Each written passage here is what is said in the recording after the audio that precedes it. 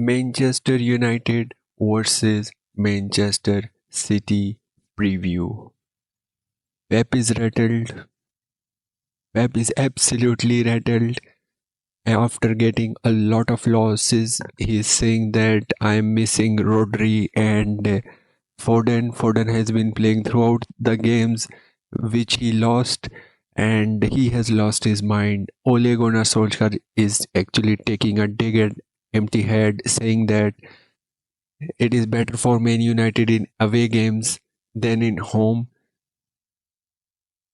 City has just won one game in last 10 games in all competition. They are there for beating injury crisis. Washed out Bernardo Silva in midfield, washed out Ilkay Gundogan in midfield, washed out KDB in midfield, but KDB still have that quality. We have to keep that in mind. We have to pay respect to KDB because he is obviously a very key player when it comes to creativity for Manchester City. Manchester United under Ruben Amorim, I am confident on Ruben Amorim that he will devise a game plan that will be good enough to take a win if our players shows required quality, if our players actually can deliver, can bury down the chances which they will surely get in the game against Manchester City. So against Arsenal, he set up his team perfectly. There were some chances, but we could not have been very good involved into the game. Number 10s were not so great. So we conceded from set pieces, and a lot of optics were like Ruben Amorim cannot work in Premier League, but he surely can work in Premier League. Apart from that, what is the lineup for Manchester United? I would want Ruben Amorim to give up the rotation gimmick, to give up on the rotation, choose your best 11 for the derby, because apart from the derby, we need these 3 points. We definitely need these 3 points and to jump up the table and go into the top 10 half back line. I think it would be Delete, Mez, and Licha. So this is the back line. I think we are going with this back line, and the problem is midfield and the wing backs.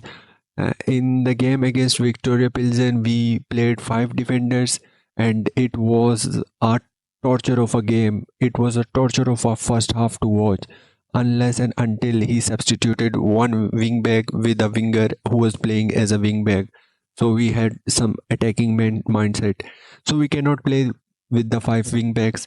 It means that we have to play either Diego Dallo at left wing back or Malacia at left wing back. Diego Dallo has been terrible throughout lately. I would go with Malacia. Right wing back, can Ahmad play as a right wing back, or do you guys want Ahmad to play as a right wing back or as a number 10?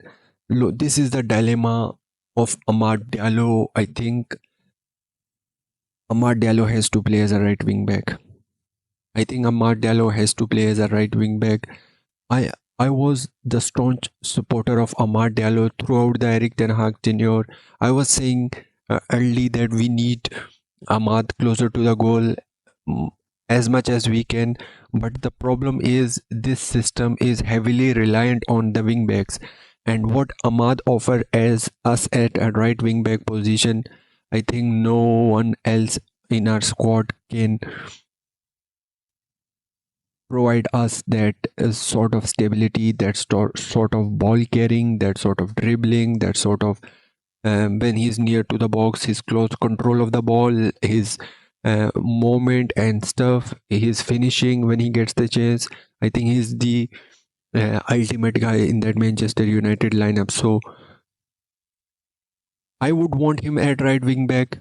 However, if he does not play as a right wing back, Anthony should start at right wing back and Ahmad at 10. However, we can assume that he's starting as a right wing back, and then we will go with two midfielders and two number 10. So this is a box midfield. This will make a more box midfield.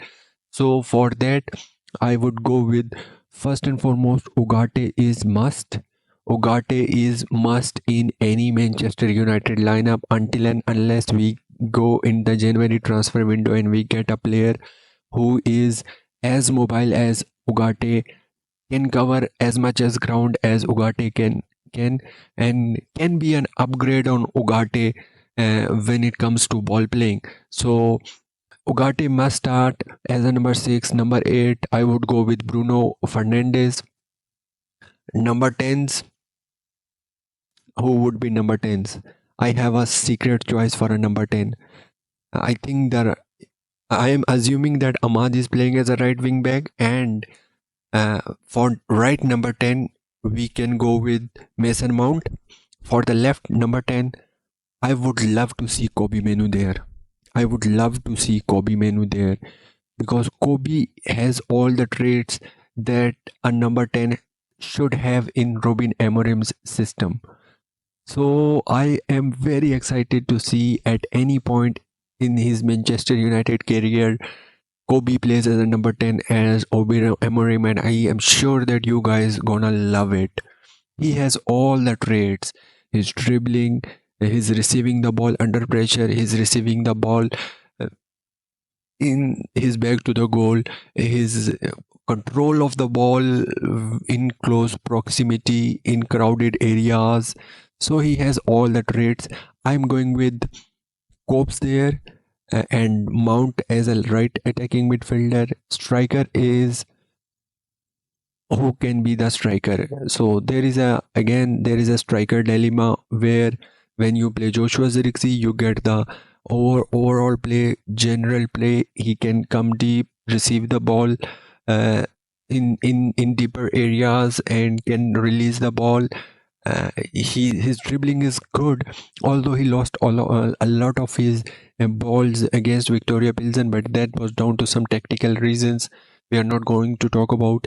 And you can get the general play with Joshua Zirkzee, but you do not get box threat with Joshua Zirkzee. He has to improve that. Amorim actually, after his second game or third game, he said that Joshua Zirkzee needs to get into the box. So we have Rasmus Højlund, where you will get the finishing, but you will not get the general play. So who will you choose? I am going with Rasmus Højlund. Let me know what do you guys think. So this is a lineup that we actually made today, and I hope that it plays tomorrow.